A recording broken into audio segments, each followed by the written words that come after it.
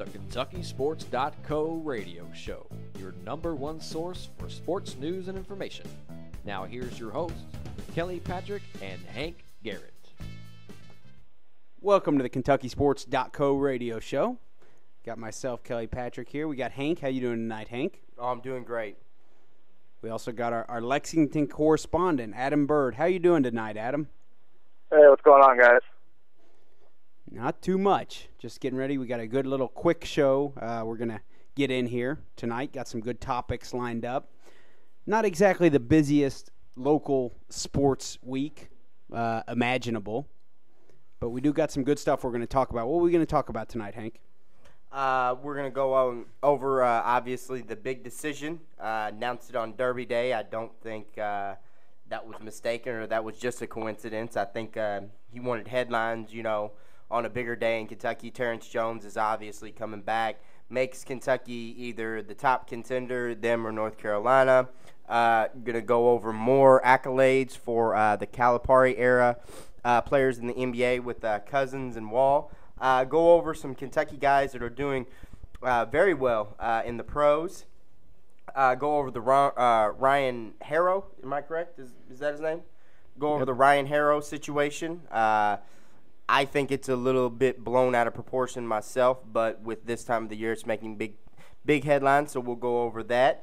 Going to go a little bit about Blaine Gabbert possibly coming to the Cards football team. And that's probably about it that we're going to go over tonight. So we'll just jump right into it. This past week, John Wall and DeMarcus Cousins made the All-NBA rookie first team along with Blake Griffin. I guess it's Marcus Neal from San Antonio. And, I shouldn't have started this. I don't know the fifth player. Bird, do you know the fifth player? Wesley Johnson. Really? I think possibly. No, I think he was second team. The New York guy. Oh, yes, Landry Fields from Stanford. So I mean, these accolades keep rolling in. It's kind of been a hell of a run for Calipari thus far. You obviously, let's just go down the list of them real quick. You have these two making first team all rookie. You have Derrick Rose now getting an MVP this season. Derrick Rose, Rookie of the Year. Tyreek Evans, Rookie of the Year. I mean, that's a hell of a run, no matter who you are, as far as what Calipari's been able to do with these players. Certainly. Both of these guys to make the first team this year is big, although Blake Griffin won the Rookie of the Year. And that's almost a little bit unfair. I mean, he kind of is. I was thinking that. He's not really a rookie, is he? No. I mean, Yeah, Modest obviously would have been the best player, but wasn't in Wall's class. You have to think, if it hadn't been, for Blake Griffin getting hurt, missing out, thus being his first season playing NBA basketball, that John Wall probably would have won the Rookie of the Year. Certainly. Other guys from Kentucky doing real well in the playoffs right now. We got, I'd say he's doing real well. Keith Bogans, not the most impressive numbers, but what do you think of Keith Bogans' play in the playoffs? Adam, I know you've got to watch some of Chicago's games.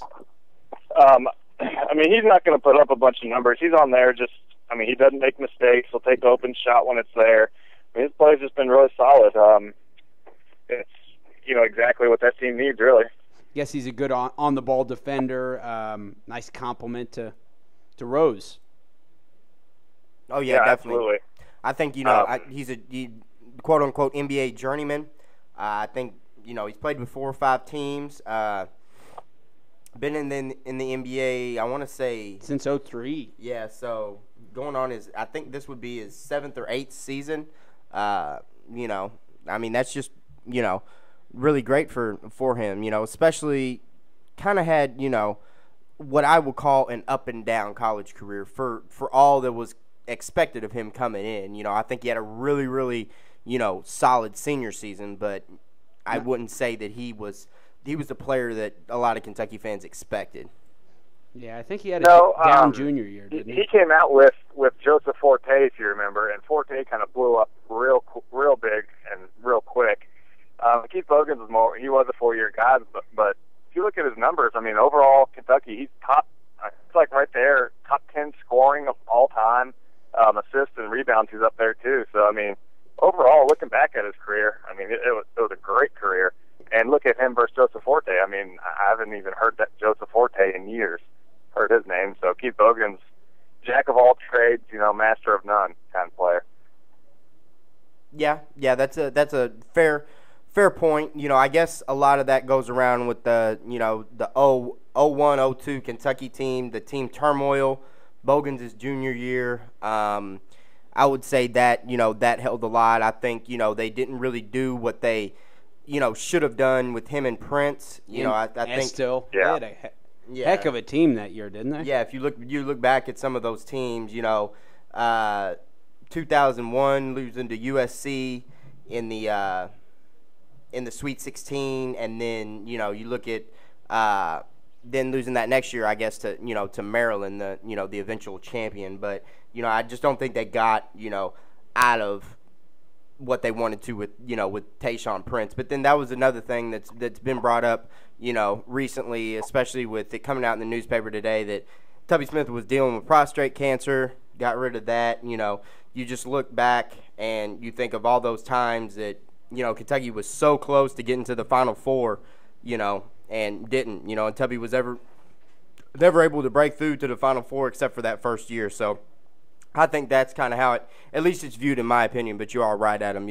With those numbers, it was a very, very stellar career for Bogans. Right. Also got Nazir Muhammad up until when Perkins comes back from his injury. Nazir Muhammad's been manning the center spot for Oklahoma City. Been doing a pretty good job at it. What do you guys think of Nazir Muhammad's play? You had a chance to watch him much this year in the playoffs? I haven't actually seen last night's game, but did he play pretty good last night? Mm-hmm. Yeah, he played real good last night. You don't hear his name the entire season, then in the playoffs, he always contributes. It's good having a solid big guy. He's probably made a lot of money. He's been in the league for a while. What a workhorse. Oh yeah, definitely.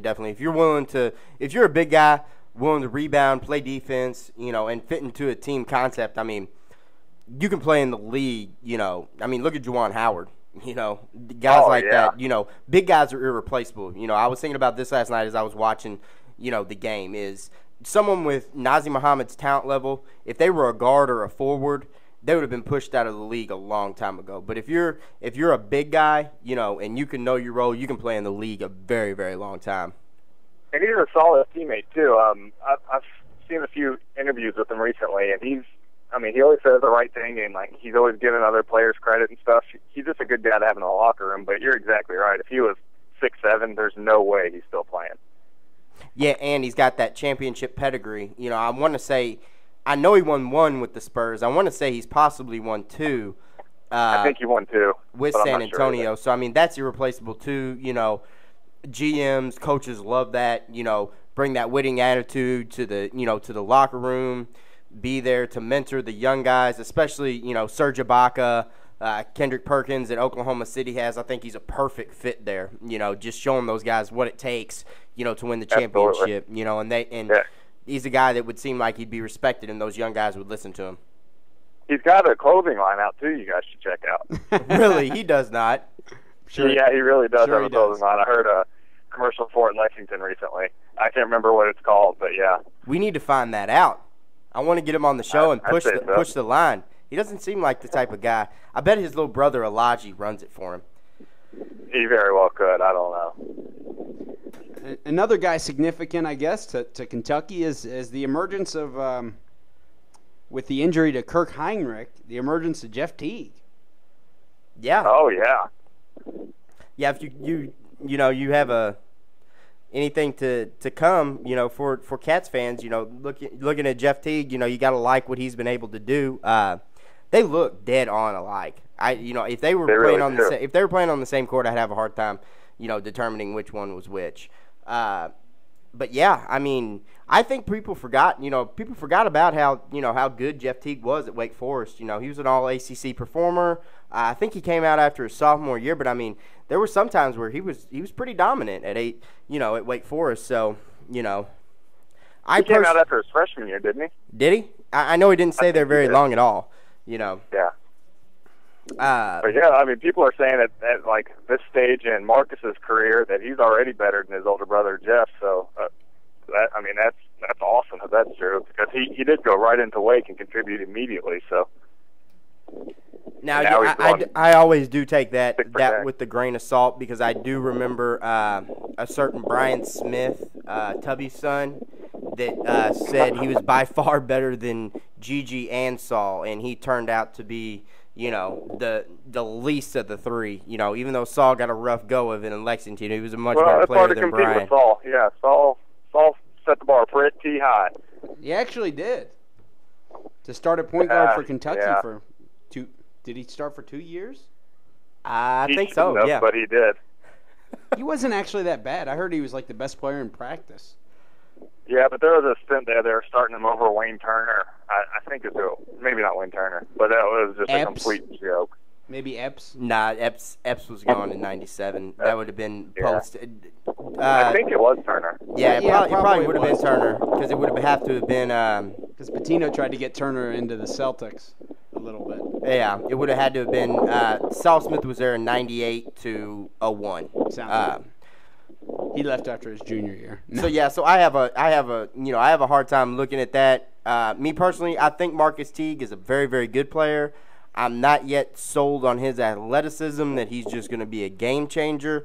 I see him and his brother being a whole lot of the same type of player, and I see it taking Marcus a little bit to get to that NBA stardom level. I think fans are going to be taken down. And everybody's expectations are going to be taken down, because while I think Brandon Knight is going to be a good NBA player, I definitely don't think he's going to be a great NBA player. Now, that's fine, but I just think that this thinking that everybody is going to be John Wall, is just blown out of proportion. That there's not – John Wall's come around once every 10 years. So absolutely, and you're exactly right there. I do see Brandon Knight being one of those long-term guards, though. I could see him sticking around for a long time. Yeah, he can shoot. At the very least, at Jamal Crawford or something. Very least. I heard someone compare him to a little bit better, a little bit more athletic Delonte West, and I see Delonte West. I mean, he's a solid teammate. Hopefully he doesn't get all strapped up with a bunch of firearms. Mom. What? Yeah, I hope he doesn't start sleeping with teammates' moms.